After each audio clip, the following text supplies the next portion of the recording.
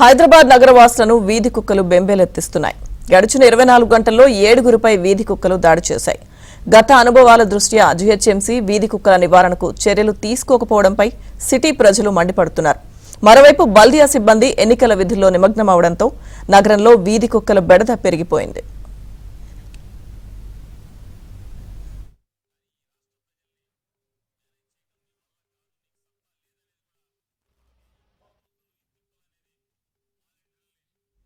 ఇదే అంశానికి సంబంధించి మరింత సమాచారం మా ప్రతినిధి నుమాన్ అందిస్తారు.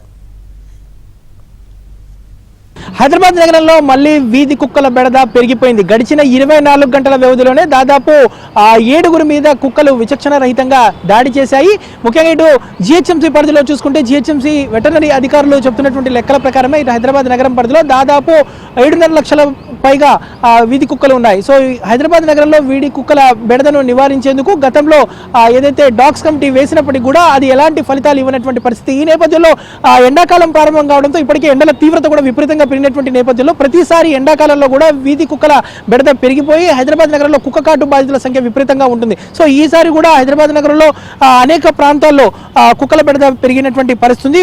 ముఖ్యంగా ఇటు కుక్క కాటు బాధితుల సంఖ్య కూడా విపరీతంగా పెరిగినటువంటి పరిస్థితి కూడా కనిపిస్తుంది.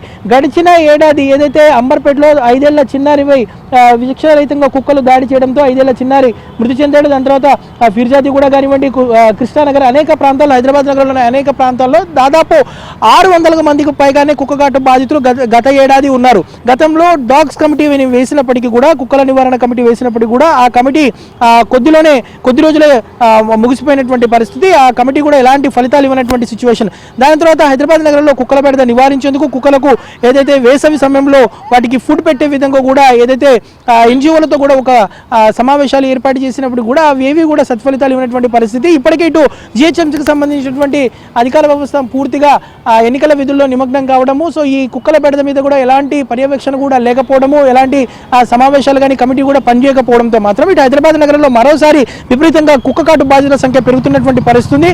కుక్కకాటు కేసులను కంట్రోల్ చేయవలసినటువంటి అవసరం ఉంది. ముఖ్యంగా ఇటు వీధి కుక్కల బెడదను నివారించే విధంగా ఏదైతే ఇటు జీహెచ్ఎంసీ కూడా త్వరితగతిన యాక్షన్ ప్లాన్ ని రూపొందించాలంటూ కూడా ఇప్పటికే హైదరాబాద్ నగరవాసులు కూడా కోరుతున్నటువంటి పరిస్థితి. ఎందుకంటే ఉదాహరణకు చూసుకోవచ్చు, గడిచిన 24 గంటల వ్యవధిలోనే దాదాపు 7గురి మీద కుక్కలు విచక్షణ రహితంగా దాడి చేసినటువంటి పరిస్థితి. అధికార వ్యవస్థ అంతా కూడా వెటర్నరీకి సంబంధించినటువంటి అధికారులు కానివ్వండి, సిబ్బంది కానివ్వండి, వారంతా కూడా ఇప్పటికే ఇటు ఎన్నికల విధుల్లో నిమగ్నమైనటువంటి పరిస్థితి ఉన్నటువంటి నేపథ్యంలో వీటి మీద మానిటరింగ్ చేయడం కూడా కష్టమైనటువంటి పరిస్థితి. సో ఇకనైనా ఇటు జీహెచ్ఎంసీ కమిషనర్, జీహెచ్ఎంసీ అధికారులు చొరవ తీసుకొని ఇటు హైదరాబాద్ నగరంలో పెరిగిపోతున్నటువంటి కుక్కకాటు కేసులను కంట్రోల్ చేయవలసినటువంటి అవసరం ఉందని కూడా ఇటు హైదరాబాద్ నగరవాసులు కోరుతున్నటువంటి పరిస్థితి. మరోవైపు ఇటు రోజు రోజుకు పెరిగిపోతున్నటువంటి వీధి కుక్కల బెడదను కూడా ఇటు హైదరాబాద్ నగరంలో కూడా చెక్ పెట్టవలసినటువంటి అవసరం ఉంది.